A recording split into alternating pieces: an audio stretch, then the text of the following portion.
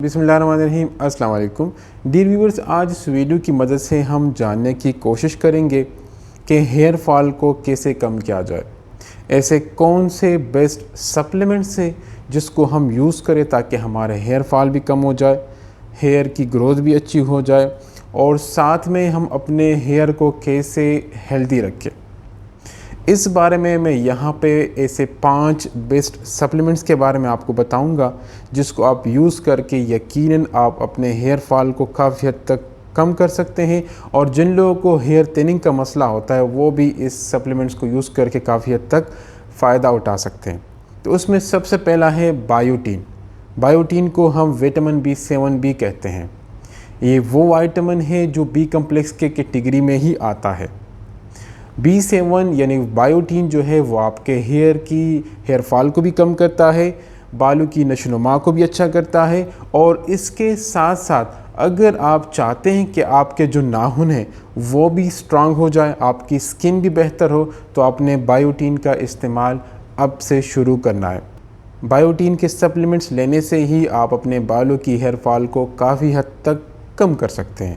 Biotin 5000 microgram में भी available है, बायोटीन 10,000 माइक्रोग्राम में भी अवेलेबल है। इसको यूज़ करके आप अपनी बालों की नशोनुमा, हेयर फॉल को स्टॉप कर सकते हैं और साथ में अपने बालों को हेल्दी रख सकते हैं। नंबर 2 है आयरन। आयरन जैसा कि आपको पता है कि खून बनाने में काम आता है। खून के अंदर ये ऑक्सीजन कैरी करता है आपके सेल्स और आपके टिश्यूज़ को। इसकी कमी के नतीजे में आपको थकावट और इसके साथ साथ जिस्म में कमज़ोरी महसूस हो सकती है।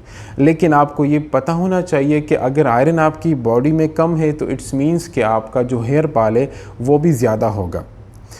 आयरन की कमी उन औरतों को ज़्यादा होती है जिनकी माहवारी के टाइम पे ज़्यादा ब्लड लॉस होता है, या जो औरतें अपने बच्चों को दूध देती हैं, या जो औरतें हामिल होती है। इसके अलावा वो लोग जिनको क्रॉनिक डिजीज़ होते हैं उनमें भी आयरन की कमी काफ़ी हद तक वाक़या होती है। तो आयरन की सप्लीमेंट्स लेने से आप अपने बालों को भी स्ट्रॉन्ग रख सकते हैं, हेयर फॉल भी कम हो सकता है और इसके साथ साथ आपके जिस्म के अंदर जो वीकनेस या थकावट होगी वो भी कम होगी।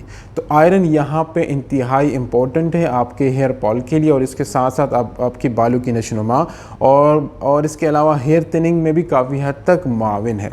तीसरा है विटामिन सी।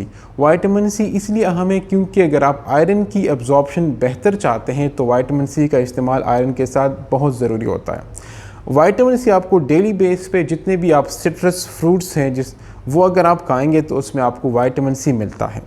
लेकिन विटामिन सी के सप्लीमेंट्स के इस्तेमाल से आप काफ़ी हद तक अपने आयरन की एब्जॉर्प्शन को बेहतर बना सकते हैं। चौथा सप्लीमेंट है विटामिन डी।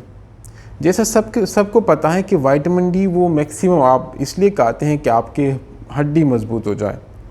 लेकिन विटामिन डी इसलिए इम्पॉर्टेंट है कि अगर आपके अंदर विटामिन डी की कंसंट्रेशन कम है, आपके अंदर विटामिन डी की लेवल कम है, तो आपका हेयर फॉल ज़्यादा होगा। करंट टाइम पे जो एक डिफरेंट सिनारियो बना हुआ है, हर कोई जो है वो इंडोर रह रहा है। कोरोना और कोविड की वजह से कोई बाहर नहीं जा पा रहा, तो अल्टीमेटली उनका जो विटामिन डी लेवल है वो बहुत ही कम है। इस असना में इस बारे में आपको सब कुछ चाहिए कि आप विटामिन डी की सप्लीमेंट्स डेली बेस पे या वीकली बेस पे यूज़ करें।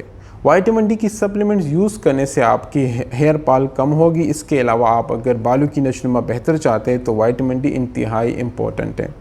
और विटामिन डी के साथ अगर आप कैल्शियम या मैग्नीशियम की सप्लीमेंट भी यूज़ करते हैं तो इट्स मीन्स कि आप अपनी विटामिन डी की एब्जॉर्प्शंस को बढ़ाते हैं। नंबर 5 है जिंक। जिंक इसलिए टॉप 5 बेस्ट मल्टीविटामिन्स में आता है आपके बालों के लिए क्योंकि जिस प्रोटीन से आपके बाल बनते हैं उसी प्रोटीन्स को बनाने के लिए जिंक का बहुत ही इम्पोर्टेंट रोल रहा हुआ है।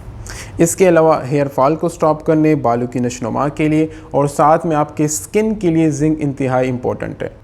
थैंक यू सो मच मेरे साथ रहने का। उम्मीद है कि वीडियो आपको काफ़ी हद तक हेल्प आउट कर लेगी आपके करंट सिनारियो में।